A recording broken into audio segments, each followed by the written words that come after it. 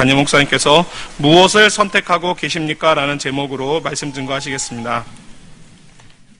이 시간 우리 믿음의 고백을 하나님께 드림으로 말씀 앞에 나가도록 하겠습니다. 하나님 나를 사랑하신다. 하나님은 내 인생에 크고 비밀한 계획 가지고 계신다. 하나님은 오늘도 나와 동행하셔서 그 계획 이루어 주신다. 아멘. 그렇게 될 줄로 믿습니다. 아멘. 성경 안에서 하나님의 계획과 사람의 계획이 충돌하는 대표적인 모습 중에 하나는 열왕기상 1장에 나오는 기록이 아닐까 싶습니다. 열왕기상 1장은 다윗의 네 번째 아들이었던 아도니아가 스스로 자기를 높여 왕이 되려고 했던 기록을 담고 있습니다. 역대 기록으로 보면 다윗에게는 19명의 아들이 있었고, 이 아도니아는 네 번째 아들에 해당이 되며, 실제적으로 이스라엘의 세 번째 왕이 되었던 솔로몬은 10번째 아들에 해당이 됩니다. 그럼 왜 이 네 번째 아들과 10번째 아들이 충돌하게 되었는가? 다윗의 가정에 좀 복잡한 이야기가 얽혀 있기 때문입니다. 여러분이 잘 아시는 대로 다윗의 첫 번째 아들은 암논입니다. 근데 이 암논이 여동생 다말을 사랑하다가 간음을 하는 바람에 결국 압살롬에게 죽임을 당하게 됩니다. 두 번째 아들은 길압입니다. 근데 성경에 이 사람에 대한 기록은 없습니다. 그래서 학자들은 길압이 일찍 죽었을 거라고 추정을 합니다. 세 번째 아들은 여러분이 잘 아신 압살롬입니다. 압살롬은 다윗을 반역을 하여 스스로 왕이 되려고 하였다가 결국은 죽임을 당하게 됩니다. 이렇게 해서 남은 아들이 이제 네 번째 아들인 아도니아가 된 것입니다. 순서적으로 보면 당연히 아도니아가 왕이 되는 것이 굉장히 자연스럽습니다. 상대적으로 10번째 아들인 솔로몬은 왕이 되기에는 굉장히 많은 부족함이 있습니다. 순서상으로도 10번째 아들이니까 굉장히 어린 아이고, 배경적으로도 별로 좋은 배경을 가지고 있지 않습니다. 어머니가 여러분이 잘 아시는 밧세바인데, 우리는 이 밧세바를 다윗의 아내라고 읽지를 않습니다. 우리아의 아내 밧세바입니다. 그러니까 솔로몬의 어머니가 사실은 다윗이 정상적인 결혼을 해서 얻은 어머니가 아닙니다. 다윗이 간음을 해서 데리고 온 여자가 아이를 낳았는데 그 아이가 솔로몬입니다. 상황이 이렇다 보니까 이스라엘 중에서 사람들의 마음이 다 누구에게로 향하고 있었는가? 아도니아에게로 향하고 있었습니다. 힘 있다고 하는 사람들도 다 아도니아 편에 서게 됩니다. 상황이 좀 되니까 아도니아가 스스로 자기가 군대를 모으기 시작하고, 그리고 왕이 되려고 계획을 한 것이 열왕기상 1장의 이야기입니다. 한번 아도니아가 스스로 왕이 되겠다고 결정하는 그 소식을 듣고서 하나님의 선지자인 나단이 솔로몬의 어머니를 찾아갑니다. 그리고 밧세바와 함께 다윗에게 가서 요청을 합니다. 이전날 당신이 약속한 것처럼 솔로몬을 왕으로 세워주십시오. 두 가지의 의견이 충돌하게 되는 것입니다. 스스로 왕이 되려고 하는 아도니아와 그리고 하나님께서 세우려고 하는 솔로몬의 충돌입니다. 특이한 것은 열왕기상 1장의 이야기는 분명히 아도니아가 스스로 왕이 되려고 했던 이야기로 시작이 되지만, 마지막 지점에 가보면 누가 왕이 되어 있는가? 솔로몬이 왕이 되어 있습니다. 이게 왜 아이러니인가 하면, 사실은 아도니아가 스스로 자기를 높여서 왕이 되려고 하지 않았다면 아마 솔로몬이 왕이 되는 데는 굉장한 어려움이 있었을 것이기 때문입니다. 그러니까 역설적으로 말하면 아도니아가 왕이 되려고 했기 때문에 솔로몬이 왕이 될 수 있었던 것입니다. 앞에서도 말씀드렸듯이 순서상으로도 아도니아 차례이고요, 모든 이스라엘의 힘 있는 사람들도 다 아도니아를 지지를 했고, 심지어 백성들도 아도니아가 왕이 될 거라고 그렇게 기대를 하고 있었습니다. 근데 이것이 아도니아로 하여금 교만하게 만들었습니다. 사실 다윗이 왜 나이가 늙어서 침상에서 아무 일도 하지 못하는데도 솔로몬을 왕으로 스스로 세우지 못했을까요?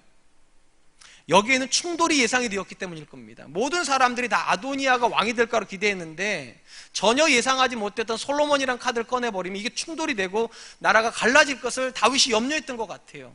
그런데 참 놀랍게도 아도니아가 다윗과 아무 상관없이 스스로 왕이 되려고 해버렸기 때문에 다윗이 쉽게 결정을 해버립니다. 누구로 왕을 세우는가? 솔로몬으로 왕을 세워버립니다.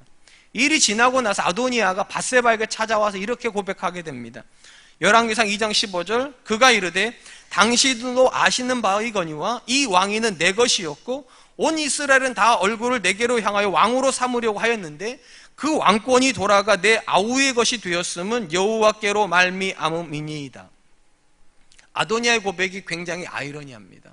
이 왕권도 내 거였고 온 이스라엘도 나한테 왕권을 주려고 했는데 결국 이 왕권이 내 아우인 솔로몬에게 돌아간 것은 하나님의 계획이다. 근데 정확히 말하면 누가 도와준 겁니까? 아도니아가 도와준 겁니다. 아도니아가 왕이 되려고 하지 않았다면 사실은 아도니아에게 왕권이 넘어갔을 수도 있었습니다. 근데 참 안타깝게도 스스로 왕이 되려고 하다가 솔로몬을 왕으로 삼으려고 했던 하나님의 계획을 이루어 버린 것입니다. 그런 점에서 성경의 역사가 왜 사람의 역사일 수 없는가? 사람이 마음으로 아무리 계획을 해도요, 그 걸음을 인도하시는 분이 성경이 뭐라고 말합니까? 하나님이시기 때문에. 심지어 악한 자의 계획을 가지고도 하나님은 그분의 뜻을 이루시기에 조금의 부족함이 없으시다. 오늘 우리가 살펴보게 될 본문의 말씀은 유대 지도자들이 예수님을 죽이기로 작정을 하였고 이 일을 도와주기 위해서 가룟 유다가 나섰다는 이야기, 그 다음 이야기입니다. 상황적으로 보면 이제부터는 가룟 유다와 종교 지도자들 계획대로 예수님의 모든 이야기는 진행되어야 될 것 같습니다. 물론 현상적으로 보면 가룟 유다와 종교 지도자들이 생각했던 대로 예수님은 십자가에 못 박혔으니까 그들의 계획이 성취되었다고 말할 수도 있습니다. 그런데 오늘 본문이 우리에게 전달해주는 놀라운 이야기는 무엇인가? 이 모든 이야기가 하나님의 준비 속에서 이루어지고 있다는 것입니다. 분명히 사람의 계획을 세운 것 같고 분명히 사람이 예수님을 죽이는 것 같은데 놀랍게도 예수님이 하시는 모든 이야기 속에는 하나님이 그 모든 일을 만들어 가신다는 것입니다. 오늘 이야기는 제자들이 예수님에게 질문을 하면서부터 시작이 됩니다. 6월절에 식사를 해야 되는데 어디다가 식사 자리를 준비해야 되겠습니까? 그때 예수님께서 제자들에게 이렇게 말씀하십니다. 13절 15절 예수께서 제자 중에 둘을 보내시며 이르시되 성내로 들어가라. 그리하면 물 한 동이를 가지고 가는 사람을 만나리니 그를 따라가서 어디든지 그가 들어가는 그 집 주인에게 이르되 선생님의 말씀이 내가 내 제자들과 함께 6월절 음식을 먹을 나의 객실이 어디 있냐 하시더라 하라. 그리하면 자리를 펴고 준비한 큰 다락방을 보이리니 거기서 우리를 위해 준비하라 하시니 6월절 자리를 어디다가 준비해야 되겠습니까? 물었던 예수님께서 그 장소를 참 독특한 방법을 가르쳐 주세요. 두 제자가 성내로 들어가면 물동이 하나를 이고 가는 사람을 만날 텐데 그 사람을 따라가면 한 집에 들어가게 될 거고 그 집 주인에게 물으라는 겁니다. 선생님께서 나와 내 제자들이 6월절을 보낼 나의 객실이 어디 있느냐고 물으신답니다. 그럼 그 사람이 너희한테 준비된 객실을 보여줄 거고 너희는 거기다가 상을 차리라는 것입니다. 이 이야기에서 가장 강조가 되는 단어는 준비라고 하는 단어입니다. 예수님과 제자들이 무언가를 준비하기 이전에 하나님이 먼저 준비하고 계시다는 겁니다. 사실 이런 이야기는 이미 우리가 예수님이 예루살렘 입성에서 한번 확인한 적이 있습니다.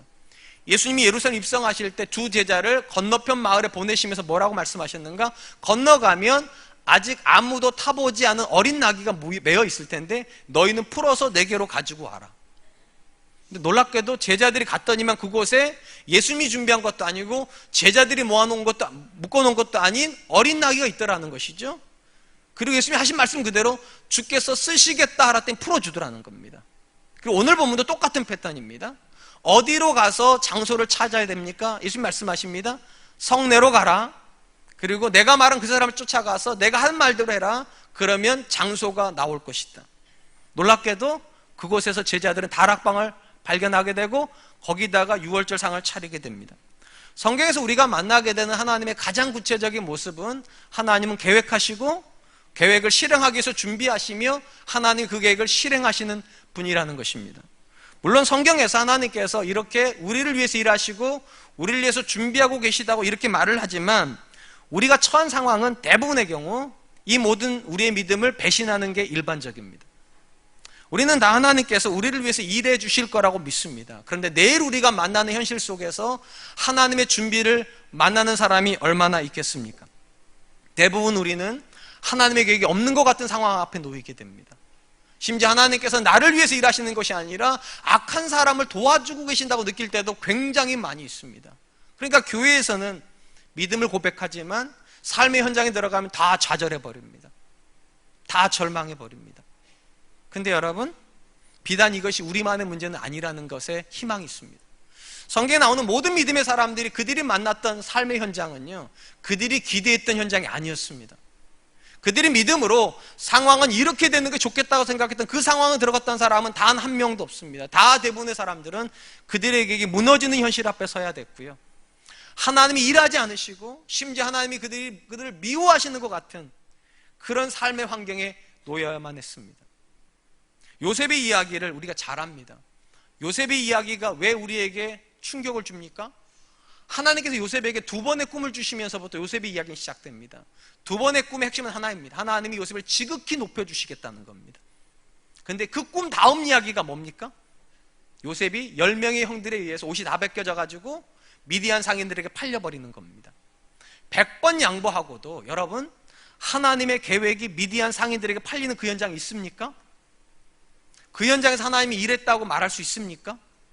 사실 우리가 만나는 대부분의 현실이 그것입니다. 교회에서 예배 드릴 때만 해도 하나님이 나를 사랑하시지, 아멘 합니다. 하나님이 내 인생에 크고 비밀한 계획 가지고 계시지 믿으려고 합니다. 그런데 그 다음날 우리가 만나는 현실이 무엇입니까? 아내가 병원에 갔더니만 암 판정을 받습니다. 친구를 믿고 사업에 투자했더니만 친구가 배신을 합니다. 정말 없는 힘 다 쏟아가지고 자식을 키웠더니만 남의 사위가 돼버립니다. 도대체 어느 게 나를 사랑한다는 하나님의 계획이신지, 도대체 무엇을 가지고 하나님께서 일하신다는 건지 도통 모를 현실 앞에 놓이게 됩니다. 그렇다면 여러분, 요셉을 하나님께서 높이시겠다고 하는 계획 속에 과연 종으로 팔려가는 그 현실은 하나님의 준비가 맞는가? 맞습니다. 어떻게 알 수 있습니까? 요셉이 보디발의 집에 팔려갔다는 것이 그 흔적입니다. 우리는 일반적으로 요셉의 이야기를 할 때 보디발의 집에 팔려갔다는 것을 너무 쉽게 생각하는 경향이 있습니다. 여러분, 요셉이 어떻게 해서 보디발의 집에 갔을까요? 상황은 간단합니다. 어느 날 보디발이 노예시장에 갔을 겁니다. 그리고 그날은 거기에 요셉이 나오는 날이었을 겁니다. 그리고 보디발은 안 봐도 삼천리입니다. 한 사람씩 이빨을 다 확인했을 겁니다. 여러분, 노예시장에 가면 주인들이 하는 게 다 똑같다는 거 아시죠? 모르세요? 영화를 좀 보세요. 영화에 다 나와요. 이빨을 다 이렇게 봅니다. 왜 그런가? 그 당시에는 건강하다는 거 확인할 수 있는 게 치아밖에 없으니까 치아를 까는 겁니다. 치아가 건강해야 됩니다. 그리고 눈동자를 이렇게 아주 다 이렇게. 그 다음에 뭐 합니까? 골격을 만지죠. 뼈가 튼튼한가. 그 세 가지 통과하면 사가는 거예요. 근데 보디발이 그날 가가지고 본 사람들 중에 가장 이빨이 튼튼했던 사람이 요셉일 겁니다. 눈에 총기가 있었던 사람도 요셉일 거고, 뼈마디가 청년이니까 탄탄했던 것도 요셉이었을 거예요. 그러니까 요셉을 사갔을 거예요. 현실적으로 보면 보디발이 자기 기준을 가지고 요셉을 사갔다 이렇게 말할 수 있는데, 그런데 거기 안에 우리가 놓치고 있는 비밀이 하나가 들어가 있습니다. 하나님은 우리가 보지 못하는 지점까지 보시고, 그 지점에서 요셉이 서야 되겠다고 생각하는 지점에서 과거를 다시 세팅하신 겁니다. 요셉이 보디발의 집에 가야만 했기 때문에 보디발은 요셉을 산 것입니다. 어떻게 그렇게 말할 수 있는가? 이야기를 다 건너뛰고요, 보디발의 아내가 이 요셉을 유혹을 합니다. 실패를 하고 모함을 해가지고 감옥에 들어갑니다. 성경에 보니까 이 요셉이 들어간 감옥을 어떻게 기록을 하고 있는가? 이렇게 되어 있습니다. 창세기 39장 20절, 이에 요셉의 주인이 그를 잡아 옥에 가두니 그 옥은 왕의 제수를 가두는 곳이었더라. 요셉이 옥에 갇혔으나. 여러분, 이 이야기가 매우 이상합니다. 요셉은 왕의 제수가 아닙니다. 요셉은 보디발의 제수입니다. 그런데 누구의 감옥에 갇혔다고 되어 있는가? 왕의 제수의 감옥에 갇혔답니다. 이걸 해석을 할 때 사람들이 이렇게 해석을 하는 경향이 있어요. 보디발이 자기 집에서 10년 가까이 일한 이 요셉에게 마지막 은혜를 베푼 거다. 아무래도 일반 제수 감옥보다는 왕의 제수 감옥이 더 좋지 않겠는가? 그러니까 거기다가 넣어준 것이라고 그렇게 생각을 합니다. 그런데 성경은 그렇게 해석하지 않습니다. 요셉이 왜 왕의 감옥에 들어갔는가? 이유가 있습니다. 훗날 요셉을 바로 앞에다 세워줬던 사람이 술 맡은 관원장입니다. 그 사람이 바로 앞에서 자기의 과거를 회고하면서 뭐라고 얘기를 했는가? 이렇게 얘기를 합니다. 창세기 41장 10절, 바로께서 종들에게 노하사 나와 떡 굽는 관원장을 친위 대장의 집에 가두셨을 때, 자기들을 어디다 가뒀다고요? 친위 대장의 집에 가뒀답니다. 이 친위 대장이 누굽니까? 보디발입니다. 그러니까 보디발의 집에 감옥이 있어서 거기다가 집어넣었는데, 그 감옥이 누구를 위한 감옥이라는 겁니까? 왕의 죄수를 위한 감옥이었다는 겁니다. 그러니까 보디발이 은혜를 베푼 게 아니라 자기 집에 있는 감옥에다가 요셉을 집어넣는데, 공교롭게도 그 감옥이 왕의 죄수를 위한 감옥이라는 거예요. 그리고 거기서 요셉은 누구를 만납니까? 술 맡은 관원장을 만납니다. 그리고 이 술 맡은 관원장이 결국 요셉을 누구에게로 데려갑니까? 바로에게 데려갑니다. 그러면 여러분, 이 이야기를 다시 맨 앞에서부터 맨 뒤의 이야기로 들어가 보면, 요셉이 보디발의 집에 간 건 누구 때문입니까? 보디발이 이빨을 확인했기 때문입니까? 보디발이 눈으로 확인했기 때문입니까? 보디발이 골격으로 확인했기 때문에 보디발이 집에 간 겁니까? 아닙니다. 사실은 형들이 팔기 이전부터 하나님은 보디발의 집에 술 맡은 간원장이 들어올 걸 아셨습니다. 그래서 준비하고 계셨던 겁니다. 형들이 그를 팔도록. 그리고 보디발이 그날 왜 시장에 나갔을까요? 노예 시장에? 그날이 요셉이 나오는 날이었으니까요. 왜 보디발의 아내가 이 요셉을 유혹할까요? 그래야 감옥에 들어가니까요. 왜 감옥에 들어가야 됩니까? 그래야 그곳에 술 맡은 간원장이 들어오니까요. 왜 술 맡은 간원장이어야 됩니까? 술 맡은 간원장이어야 요셉을 데리고 갈 수 있으니까. 우리 눈에는 그것이 하나도 좋아 보이지 않습니다. 요셉의 눈에도 그것이 하나도 좋아 보이지도 않고 심지어 하나님이 일하신 것처럼 느껴지지도 않습니다. 그런데 성경이 놀랍게도 말하는 게 무엇인가? 우리가 부정해도, 우리가 인정하지 않아도, 심지어 우리 눈에 나빠 보여도 그곳에서도 여전히 하나님은 일하고 계셨다는 겁니다. 사랑하는 성도 여러분, 우리가 하나님을 믿습니다. 무엇을 믿는가? 하나님의 선하심을 믿고 하나님의 계획하심을 믿고 하나님이 그 계획을 위해서 준비하신다는 사실을 믿습니다. 오늘 본문의 예수님은 그 하나님의 준비하심을 확신하였기 때문에 두 제자를 보낼 수 있었습니다. 근데 우리 대부분은요, 예수님처럼 하나님의 일하심에 대해서 확신을 갖지 못합니다. 이건 우리만의 문제도 아니고 사실은 요셉도 마찬가지였습니다. 감옥에서 술 맡은 관원장을 만났을 때 요셉이 기뻐하지 않았습니다. 왜냐하면 그걸 하나님의 계획을 생각 안 했기 때문에요.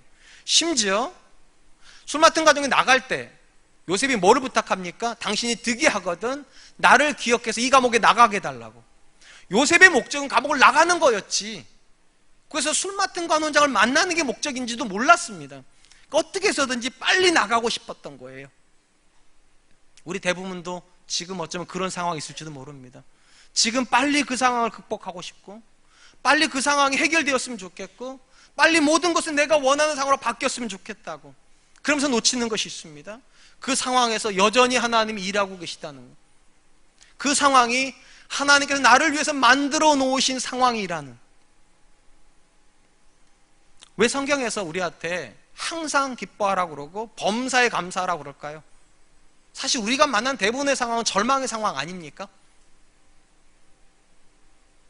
원하는 일은 잘 안 되고요, 건강도 마음대로 되지도 않고요, 자녀도 마음대로 크지도 않고요, 인생도 그렇게 행복한 것 같지도 않은데 왜 항상 기뻐해야 되고 범사에 감사해야 됩니까?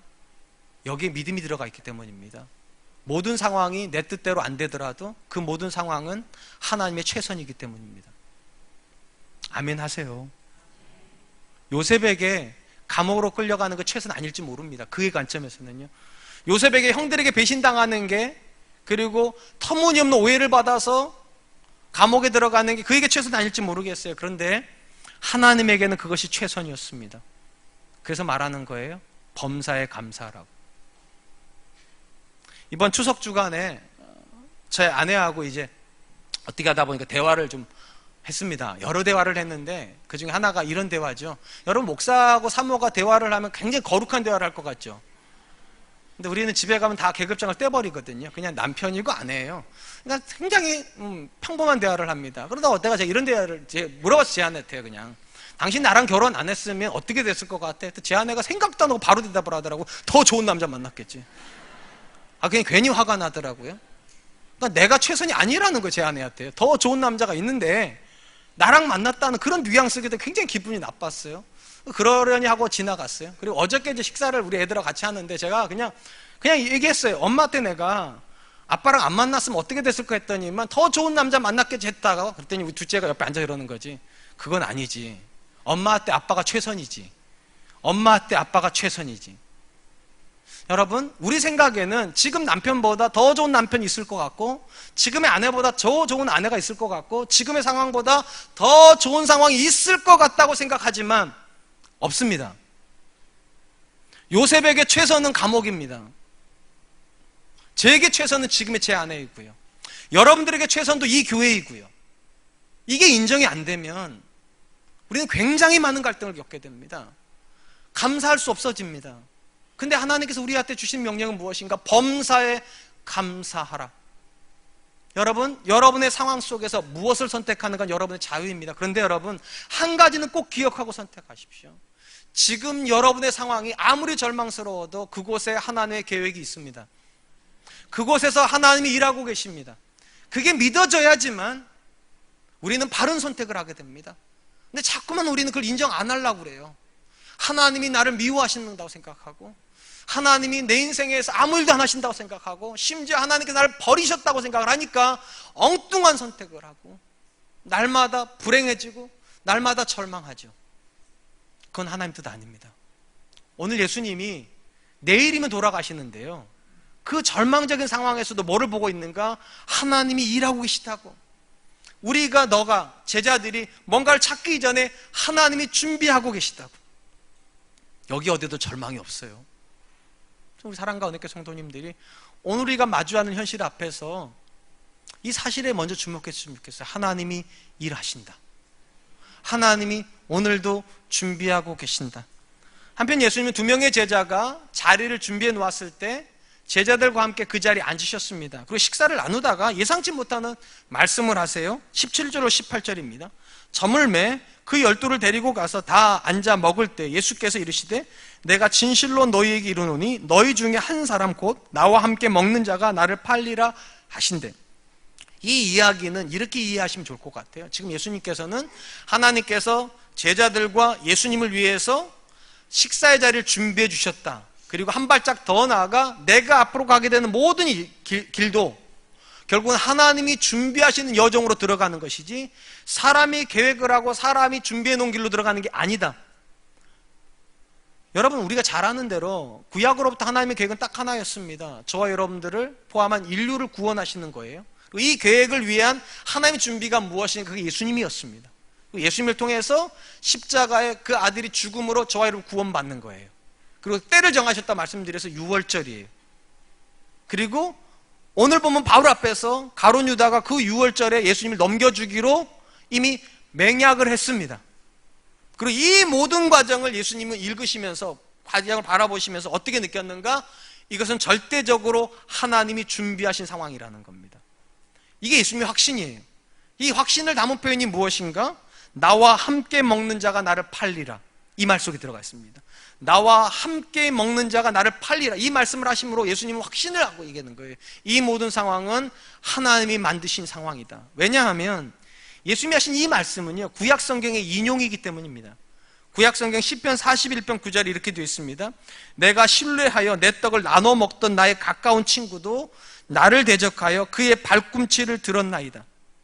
다윗이 예수님 오시기 수천 년 전에 이렇게 얘기를 했다는 겁니다. 내가 신뢰해서 나의 떡을 함께 나눠 먹던 나의 사랑하는 친구가 나를 향해서 발꿈치를 들었다는 겁니다.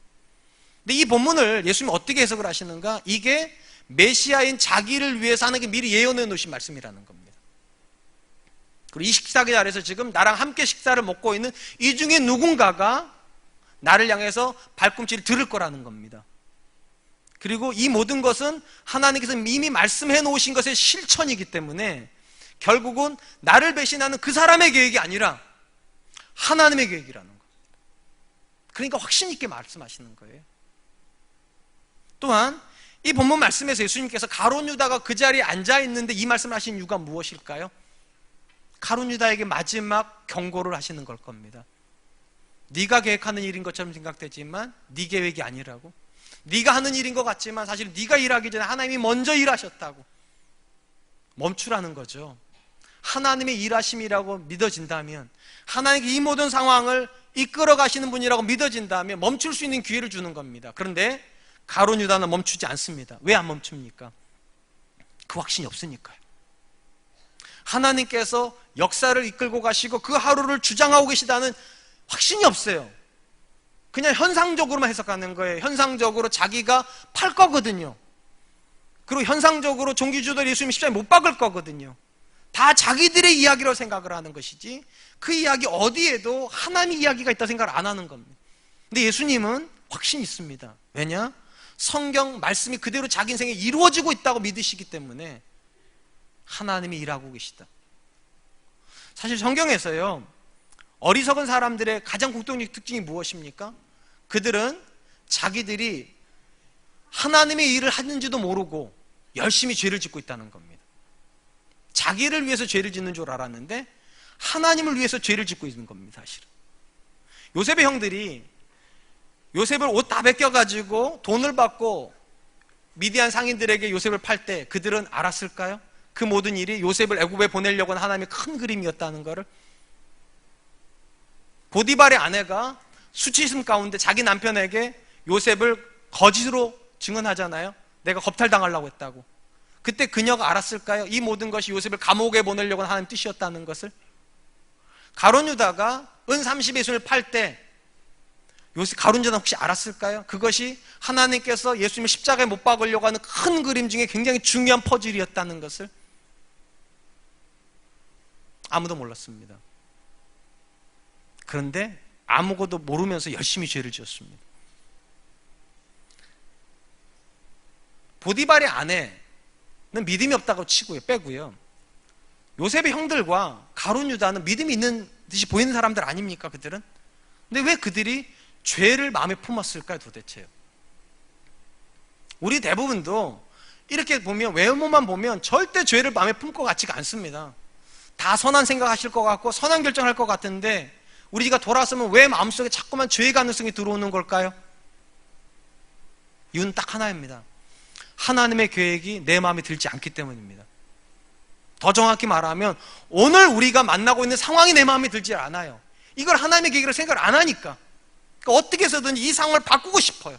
하나님이 내게 주신 이 상황을 어떻게든 바꿔야 되겠는데 내가 할 수 있는 건 죄밖에 없다 생각하는 거죠. 죄를 집어넣어서 그 상황을 바꾸고 싶은 거예요.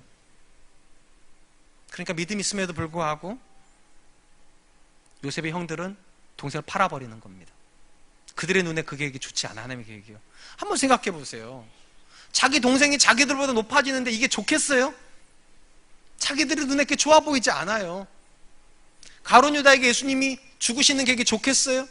3년을 쫓아다녔는데 꿈을 가지고 성공하겠다는 꿈을 가지고, 근데 하루아침에 스승이 죽어버리면 자기 인생 꽉 나버리는데 그게 좋겠냐고요. 그래서 차선을 선택하는 거예요. 차선을요. 내가 원하는 최선을 하나님 주시지 않는다면 차선이라도 내가 만들어내겠다고. 그게 하나님의 사람들에게 죄가 개입되게 되는 가장 중요한 이유입니다. 근데 한 번만 생각해 보세요.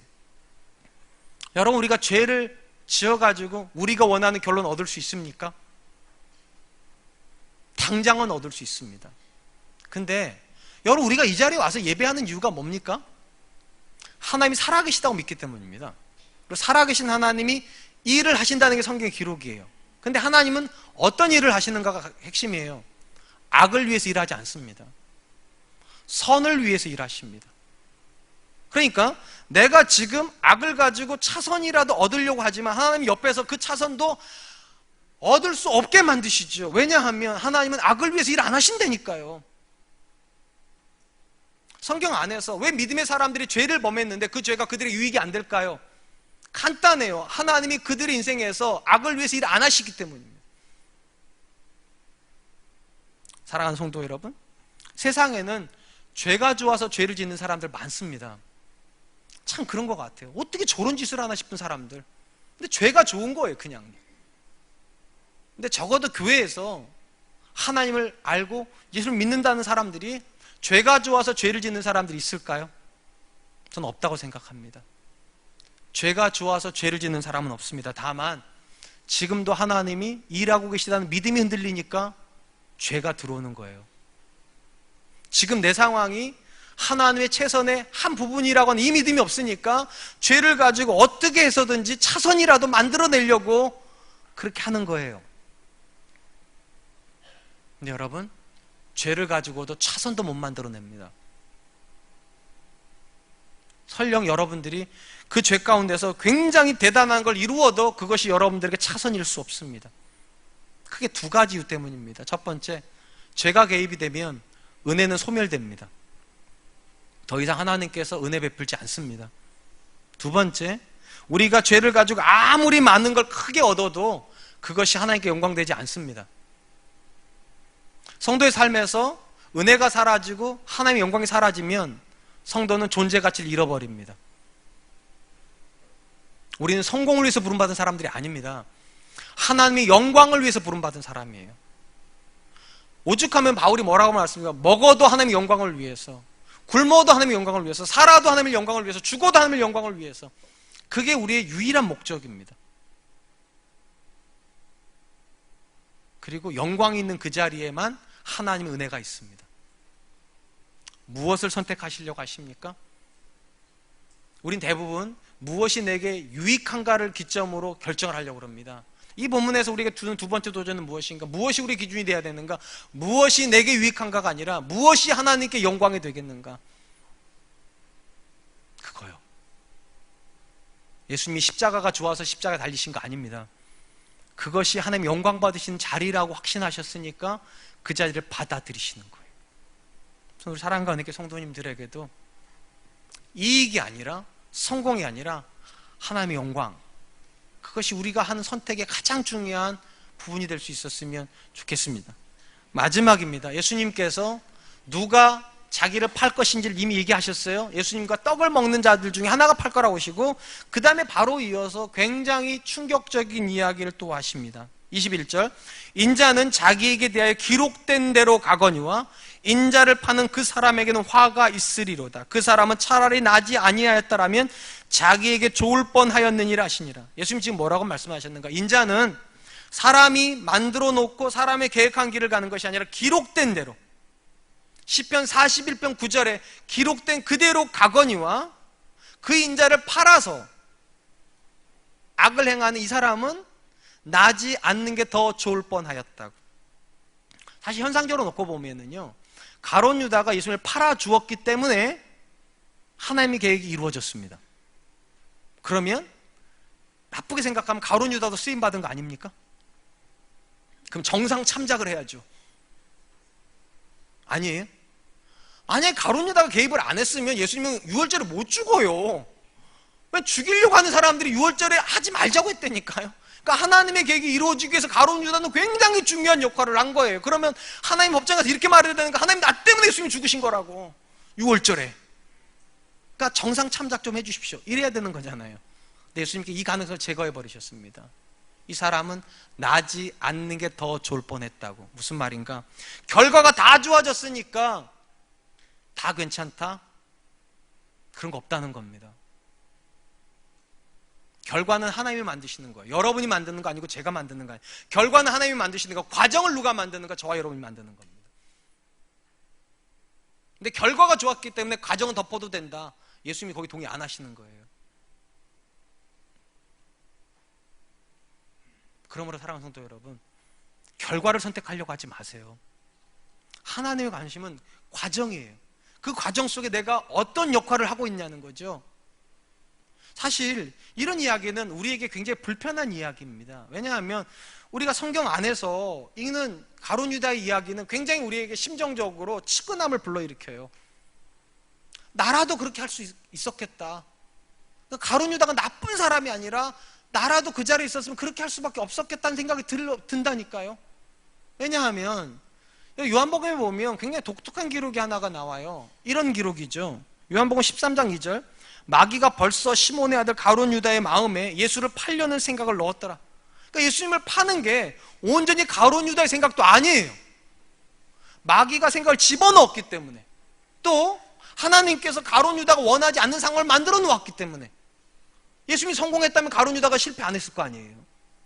자기가 원하지 않는 상황에 들어갔고 원하지 않는 생각을 마귀가 집어넣었으니까 이거 정상 참작해줘야 되는 거 아닙니까? 우리 대부분은 우리가 짓는 죄에 대한 핑계가 있어요. 억울함이 있어요. 하나님, 내 가정에 공부 잘하는 아이를 보내셨으면 내가 주일날 우리 아이를 학원에 보내느니 많은 고민할 필요가 있습니까? 하나님, 공부를 못하는 애를 보내놨으니까 주일에도 공부를 시켜야 되니 내가 교회 못 데려오는 거 아니냐고. 하나님, 나한테 유능한 남편을 주셨으면 내가 11조 때문에 고민할 필요가 없지 않냐고. 하나님, 먹기도 빠듯해 죽겠는데 어떻게 11조까지 고민해야 되냐고. 이건 나 하나님 잘못이라고.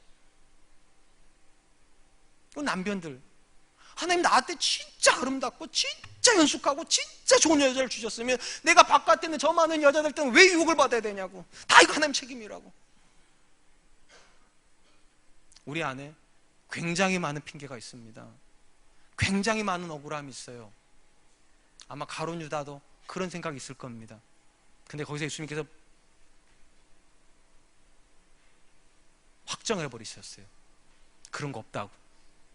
억울함 없다고, 죄 짓는데 억울함 없다고, 죄 짓는데 핑계 없다고, 이 사람은 나지 않는 게 더 좋을 뻔하였다고. 왜 그렇습니까? 정확히 말씀드리면 가룟 유다에게요, 돌이킬 수 있는 수많은 은혜가 있었기 때문입니다. 은혜가 하나도 없이 그가 고난에 들어갔고 하나님의 말씀이 하나도 없이 그가 사단의 이야기만 들었다면 그는 억울할 수 있습니다. 근데 가룟 유다는 3년 동안 이 땅에는 어떤 사람도 듣지 못했던 예수님의 음성을 3년이나 들었습니다. 이 땅에서 어떤 사람도 보지 못했던 수많은 이적을 보았습니다. 죽은 사람이 살아나는 이적, 문둥병자가 깨끗하게 되는 이적, 38년 된 병자가 일어나는 이적, 물이 예수님 앞에서 예수님이 무리를 걸어오는 모습, 오병이어로 3,000명이 먹는 모습, 아니요 5,000명이 먹는 모습 다 보았습니다. 심지어 예루살렘에 올라올 때 예수님께서 그에게 무슨 얘기까지 해주었는가? 인자가 죽어야 된다고. 그런데 죽음으로 끝나지 않고 죽은 지 3일 만에 부활한다고. 하나님께서 그에게 수많은 은혜와 수많은 가능성을 다 들려주셨는데도 그가 하나님의 음성을 듣지 않습니다. 그러니까 마귀의 소리가 들어가는 겁니다. 하나님의 소리가 없었던 게 아닙니다. 하나님의 은혜가 없었던 게 아닙니다. 고집이 있을 뿐이에요. 내가 원하는 성공에 대한 고집이요.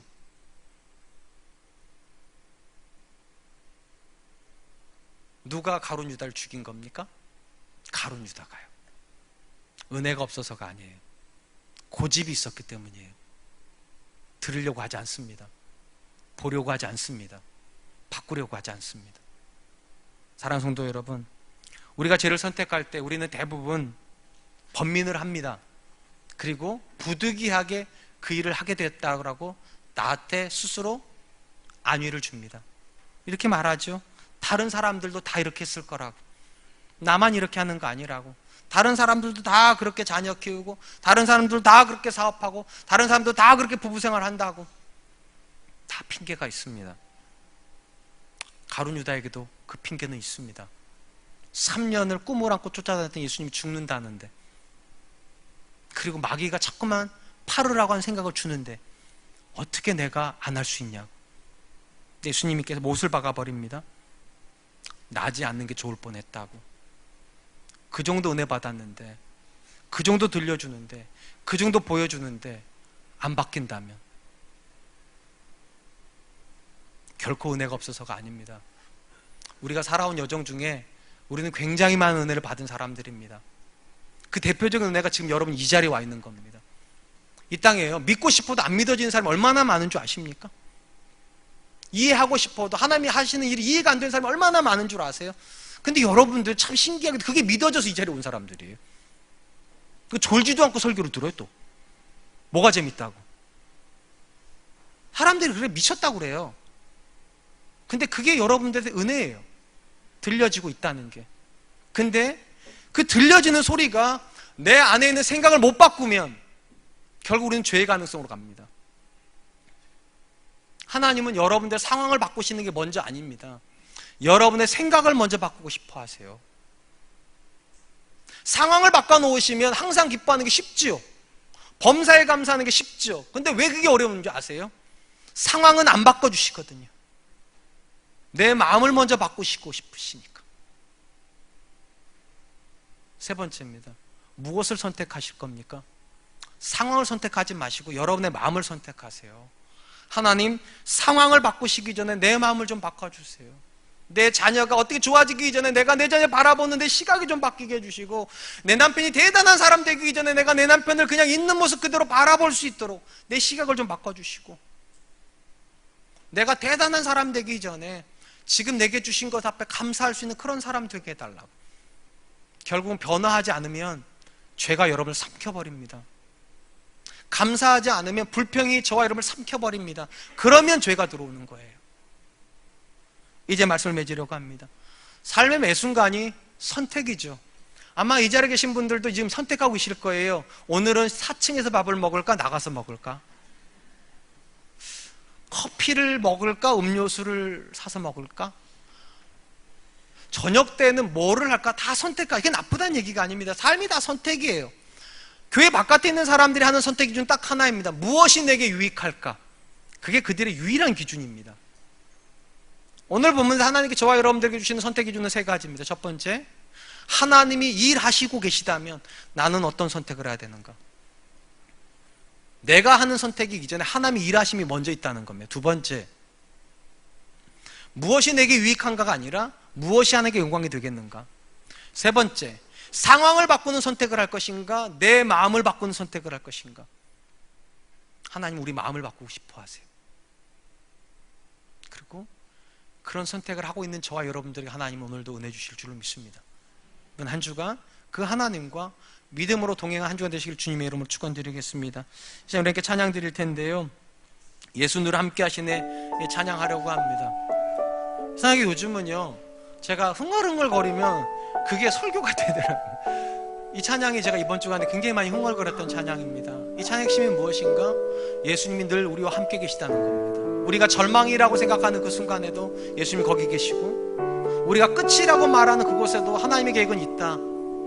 그래서 믿음의 눈들어 주를 보라. 굉장히 멋있는 말이 있어요. 이 또한 지나가리라.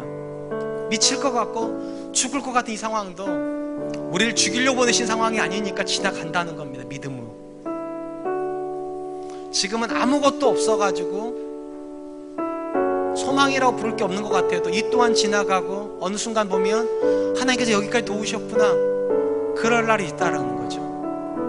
그러니까 지금 상황을 살려고 하지 마시고요, 지금 상황을 동행하려고 하십시오. 그곳에 계세요 예수님이요. 그곳에 동행하고 계세요 하나님이요. 이 찬양하면서 하나님, 내가 하나님의 사람으로 선택하며 살게 해주십시오. 매 순간 하나님과 동행하는 선택하게 해주십시오. 우리 같이 한번 찬양하겠습니다.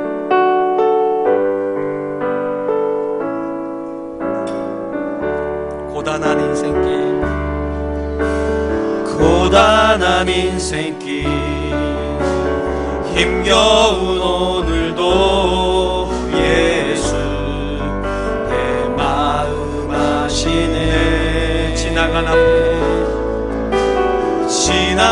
아픔도 마주할 세상도 예수 내 마음 아시네. 고단한 인생길, 고단한 인생길, 힘겨운 오늘도 예수 내 마음 아시네. 지나간 아픔도 마주할 세상도 예수 내 마음 아시네. 믿음의 눈 들어, 믿음의 눈 들어 주를 보리. 또한 지나가리라. 주어진 내 삶의 시간 속에 주의 뜻 알게 하소서. 하루를 살아도 기쁨으로 가리. 예수 늘 함께 하시네. 후회도 염려도 온전히 맡기리. 예수 늘 함께 하시네. 믿음의 눈 들어, 믿음의 눈 들어 주를 보리. 이 또한 지나가리라. 주어진 내 삶의 시간 속에 주의 뜻 알게 하소서. 믿음의 눈 들어, 믿음의 눈 들어 주를 보리. 또한 지나가리라. 주어진 내 삶의 시간 속에 주의 뜻 알게. 한 번만 더 하겠습니다. 믿음의 눈 들어, 믿음의 눈 들어 주를 보리. 또한 지나가리라.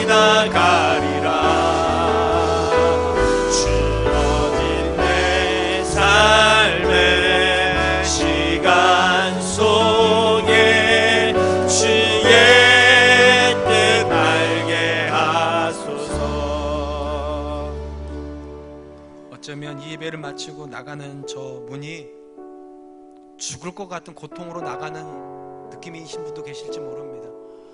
내일 우리가 만나야 될 상황이 내일이 안 왔으면 좋을 것 같은 상황일지도 모릅니다. 그래도 믿으세요. 거기에도 주님은 계십니다. 거기서도 하나님은 일하고 계십니다. 그리고 하나님이 기대하시는 건 하나입니다. 믿음의 눈 들어 주를 보기를. 상황이 안 바뀌어도 하나님께서 그곳에 계시다면 상황은 이미 바뀐 것입니다. 그리고 하나님이 기대하시는 것은 우리가 우리의 마음을 바꾸어서 주님이 기뻐하시는 그 선택을 하기를. 이 또한 지나가게 될 겁니다.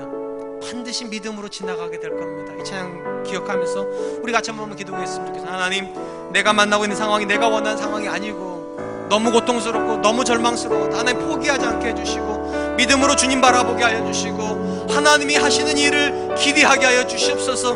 믿음으로 주님과 한 발짝 한 발짝 걸어나가 마침내 하나님의 은혜를 고백하면서 하나님이 여기까지도 오셨다고 간증하는 인생 되게 하여 주시옵소서. 우리 같이 한 번만 기도하도록 하겠습니다. 기도하겠습니다. 하나님